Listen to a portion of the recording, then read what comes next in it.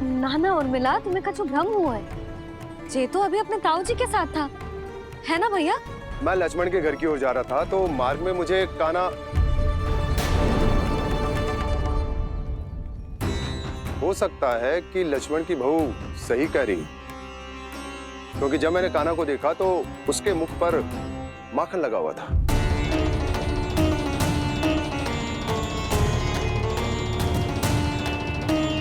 कान्हा, मैया चोरी तो तब होती है ना जब हम किसी को बिना बताए उसके यहाँ से कछु खा ले, है ना? पर इनके यहाँ तो द्वार खुला था, मटकी खुली थी और इस फेम भी तो सामने बैठी थी। कान्हा, तूने काकी से अनुमति ली थी? मुझे लगा कि इन्होंने बुलाया है मुझे।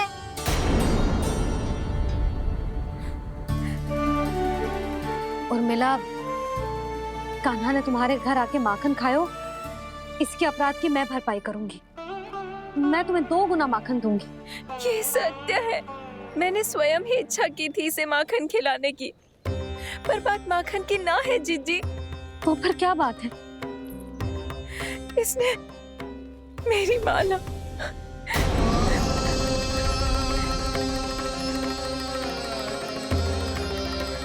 उर्मिला, मन दुखी मत करो। मैया, मैंने माला जानबूझ के ना तोड़ी। इसने वो ही माला तोड़ दी जीजी जो मेरे पति के प्रेम का प्रतीक थी। आपने ही कही थी ना जीजी, यदि कोई कष्ट हो तो यहाँ आ जाना, मुझे अपनी बड़ी जीजी ही समझना। आपने ही कहा था ना जीजी, यदि कोई परेशान करे तो आपसे बुरा कोई ना होगा।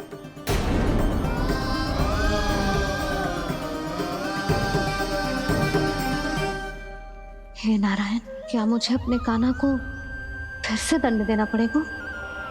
मैया, यदि नहीं काकी की यही इच्छा है तो आप मुझे फिर से दंड दे दो। मैं दंड के लिए तैयार हूँ मैया।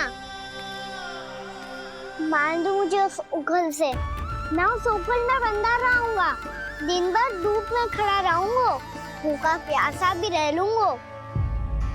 पर आप इनसे कहो ना, साधारण सी मोतियों की माला के लिए अपना मन क्यों दुखी करिए? कान्हा, ये कोई साधारण मोतियों की माला ना है। वैसे तो तेरी जो मुरली भी साधारण है ना, इसे कोई छीन ले तो तुझे कैसा लगेगा? बहुत बुरा लगेगा। बस ऐसे ही काकी को भी बुरा लगो ना।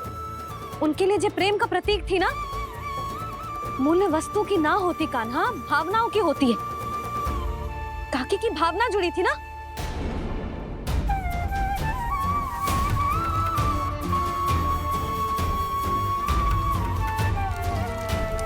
जे ले, जे माला काकी को जाके दे। जे उनके माला की स्थान तो ना ले सकती, पर तेरे क्षमा की भावना उन तक पहुंचा सकती है। मुझे क्षमा कर दो नहीं काकी, और ये भेंट स्वीकार करो। ना ना, जीना चाहिए मुझे। जीजी जे मैं कैसे? नहीं काकी, ये माला भी प्रेम का ही प्रतीक है। लो। वैसे एक बात कहूँ, मोतियों की माला टूट सकती है और फूलों की माला भी मुरझाई जाती है, इसीलिए माला जीवन भर आपके पास रहना रहे।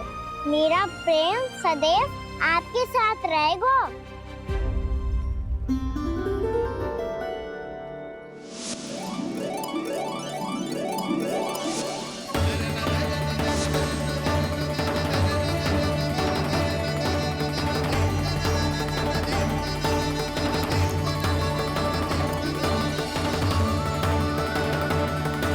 इन्हें आए एक दिन भी ना हो और आते ही कान्हा के हाथ से उपहार मिल गो।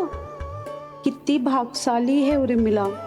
जसोदा जी, चोरी तो कान्हा ने हमारे घर पे भी की थी, इसने हमें कछु ना दियो। दियो ना, माखन दियो ना, चांदी की मटकियों में। मैया और मैं कोई अलग थोड़ी हैं। कान्हा, अधिक बातें मत बना, आगे से ऐसी उदंडता की ना तो बातें बना के मैया के दंड से ना बच पाएगो। मैया मैं कोई शरारत ना करूंगा, बस फिर से दंड मत ही देना।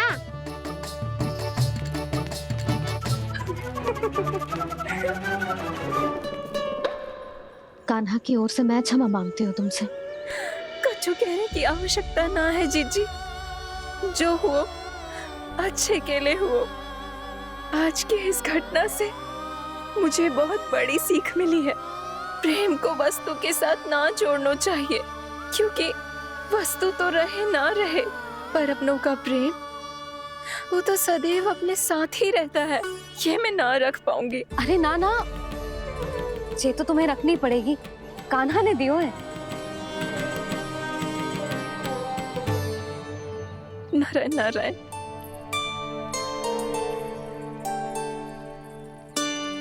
नंद, बहू,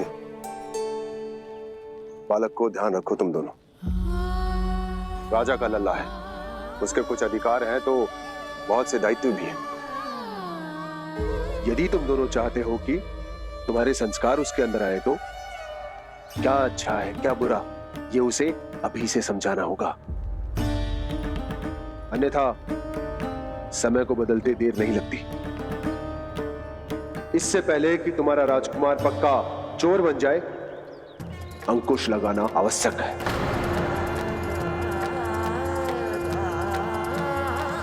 बाकी तो तुम दोनों समझदार हो।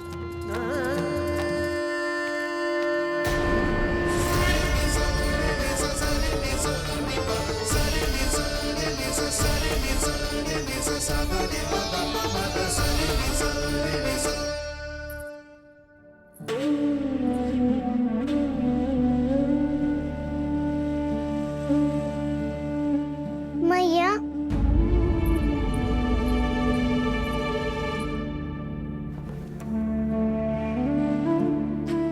मैया मेरी बात सुनो ना। बाबा तुझे पता है लल्ला, तेरी मैया तुझसे कितना प्रेम करती है, तो तू ही बता, जो तुझ पर सारा संसार निछावर करती है, यदि उसके सामने कोई आकर तेरे बारे में बुरा कहेगो, तेरी कमियां निकालेगो, कुछ भी करेगो, कैसा लगेगा उसे?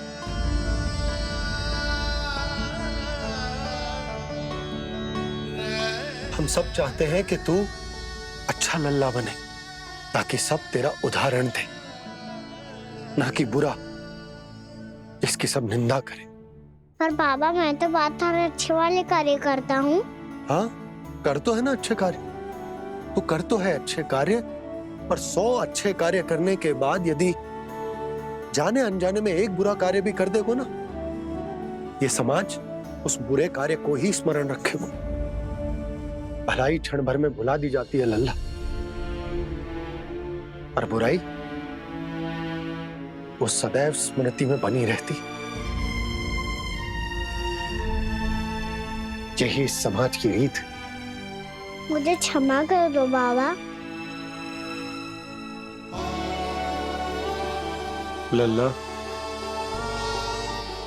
तुझे पता है जब तू भूल करतो है तो सबसे पहली उंगली तेरी मैया के लालन पालन पर उठती। ये सारे गांव वाले, सारे गोप गोपियां, सारा समाज सभी तेरी मैया को दोष देते कि उसने तुझे अच्छी शिक्षा ना दी। तो यदि तुझे क्षमा मांगनी है ना, मुझसे ना, तेरी मैया से मांग। पर बाबा मैया मानेगी?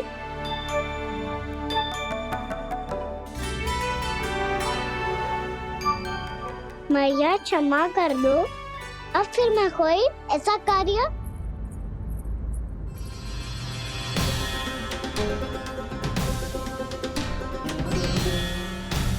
बैठो ना जीजी, बैठो। आजा लल्ला, बैठ। जे देख, तेरे लिए लड्डू बनाए हैं, पर पहले तुझे माखन चख के देख कैसे बनो।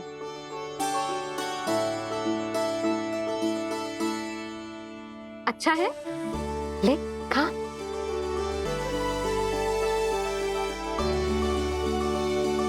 कितना अच्छा बालक है तू, सदैव ऐसे ही रहना, किसी की संगति में आके बिगड़ मत जाइयो, समझ आई? मुझसे बात मत ही करो, बस सारा प्रेम दाव पे लौटा दो। हाँ नहीं तो सुन, नारियल के लड्डू खाएगा? मैं अभी लेके आती हूँ।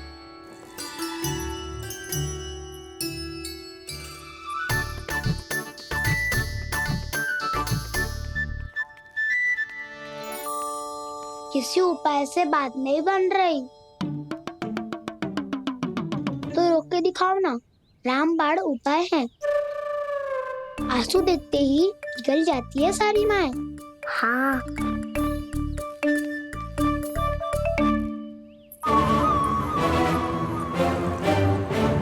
ये देख, ये ले।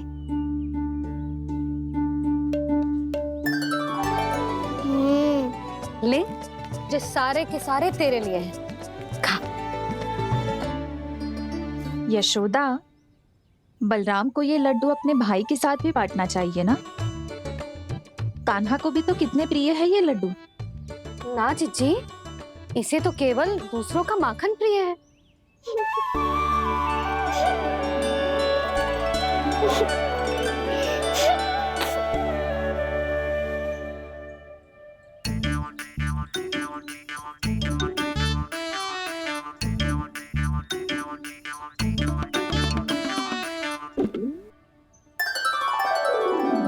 दे दो, सारे लड्डू दे दो, मेरे खिलौने सारी मिठाई दे दो अपने प्यारे बलराम को। मुझसे बात में मत ही करो।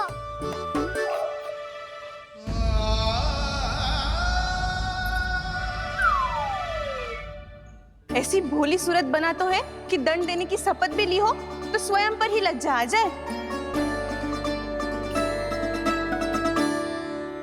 अब मान भी जाओ यशोदा, बालक ही तो है। छे बालक ना है, जे तो छलिया है। अपनी बात मनवाने के लिए अनेकों उपाय करतो है जे, और फिर पूरे गांव में बताता फिरतो है कि मैया को मनाना कितना सरल है। पर अब मैं इसके मन का ना होने दूंगी।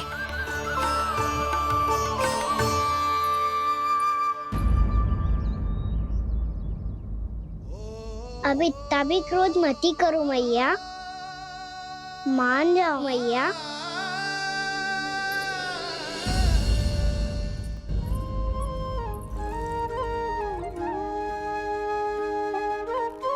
छोटा सा मैं बालक मैया, नैना छोटे छोटे से, कैसे तुमको भा रहे इनमें आंसू मोटे मोटे से। कर दो क्षमा त्रुटि को मेरी, भूल भी जाओ ना, मान भी जाओ ना मैया, आप मान भी जाओ ना। अपने प्यारे कान्हा को अब हृदय से लगाओ ना। सुनो मैया, तुम्हारा कन्हैया सच में भोला भाला है। जानती हो सब तुमने अपने आंचल में मुझे पाला है। ममता दी है, प्रेम दिया है, अच्छे अच्छे से संस्कार दिए। बदले में मैंने तुमको बस केवल कष्ट ही कष्ट दिए। पलकों में बैठाया तो मुंह फेर के जाओ ना, मान भी जाओ ना मैया, आप मान भी जाओ ना। अपने प्यारे कान्हा को अब हृदय से लगाओ ना। अपने प्यारे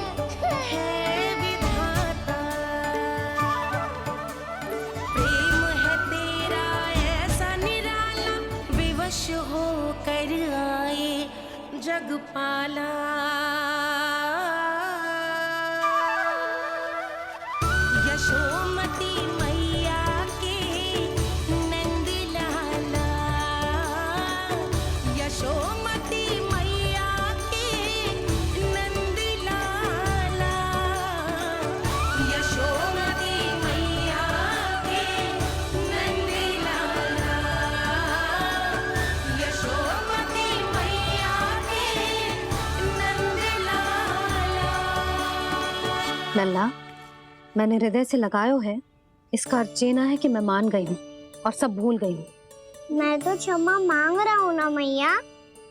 ना कान्हा, भूल हो जाने पर केवल क्षमा मांगना पर्याप्त ना है। सबसे पहले तुझे जे स्वीकार करना पड़ेगा कि तुझसे भूल हुई। फिर तेरे मन में क्षमा भाव होने चाहिए। तुझे जे आभास होना चाहिए कि जो हुआ वो अनुचित है। फिर तुझे अपनी भूल से सीख लेनी चाहिए कान्हा। और चौथी बात, अविलंब अपनी भूल सुधारने का प्रयास करना चाहिए। और यदि भूल सुधारने की संभावना ना हो तो कछु ऐसा करना चाहिए कि भूल का प्रभाव कम से कम हो जाए। और फिर अंत में तुझे वचन देना चाहिए कि फिर से तू वो भूल कभी ना दोहराएगा। मैं समझ गई मैया। तुम्हारा लल्ला नटखट अवश्य, परंतु समझदार भी। मैं वचन देता हूँ मैया, आज के बाद मैं ऐसा कछु ना करूँगा जिसके कारण आपको लज्जित होना पड़े। मेरा अच्छा कान्हा, अब जा विश्राम कर, जा।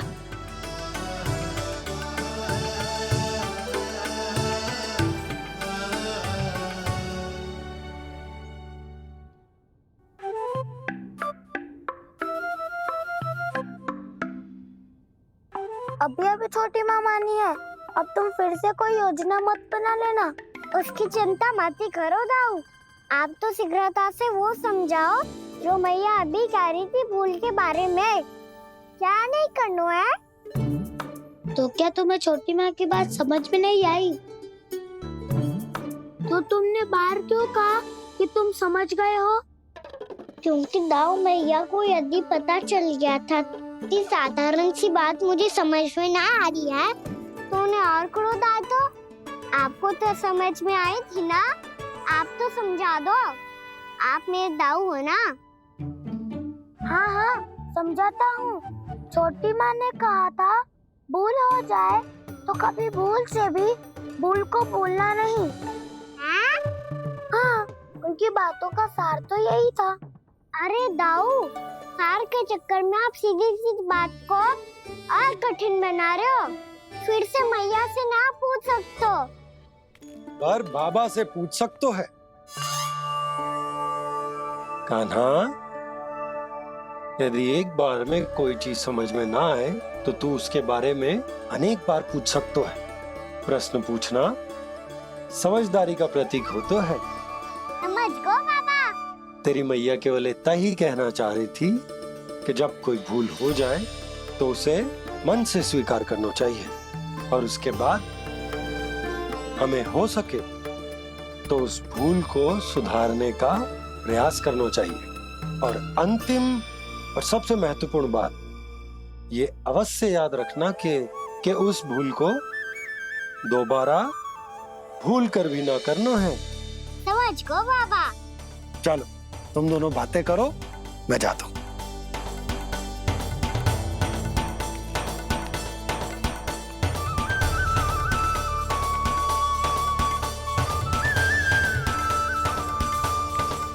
अब सच्ची में समझ गए कान्हा? क्या मैं समझाऊं? नाना दाऊ, आप तो रहने ही दो।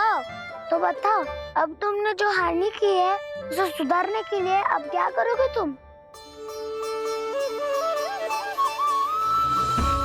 एक उपाय है, पर मुझे उसके लिए सहायता की आवश्यकता पड़ेगी। किसकी सहायता? उन्हीं की जिनके पास उपहारों का भंडार है। उपहार भंडार कान्हा,